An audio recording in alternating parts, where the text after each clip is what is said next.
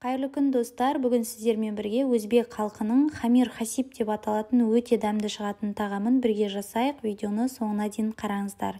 Ең алдымен бізге қамырын жасау керек. Жылы суға жұмыртқа және тұзды қосып, жақсылап араластырып аламыз.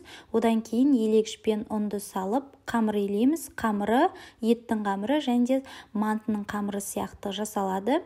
Қамырды жасап болғаннан кейін салафанға салып немесе мешокпен орап 10-15 минутқа тындырып қойып қоямыз.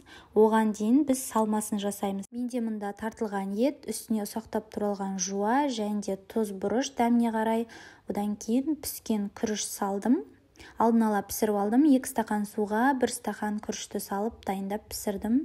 Барлығын жақсылап араластырып, бағанағы 20 минут тұрған қамырымызды жұқалап, әдемілеп жайып аламыз.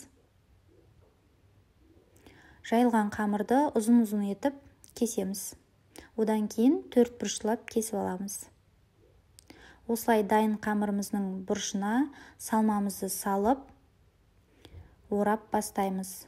Бұл тағам негізі капустадан жасалатын голубцыға да келеді. Өте тойымды және дәмді шығады. Және де жанына сметана немесе томатный соус қосып жесеңіздер өте ерекше дәмді болады. Біздің үйдегілерге ұнады.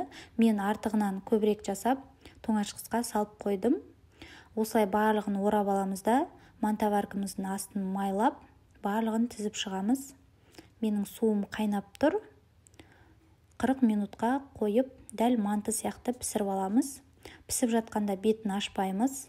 Пісіп болғаннан кейін ашып сала берсеңіздер болады.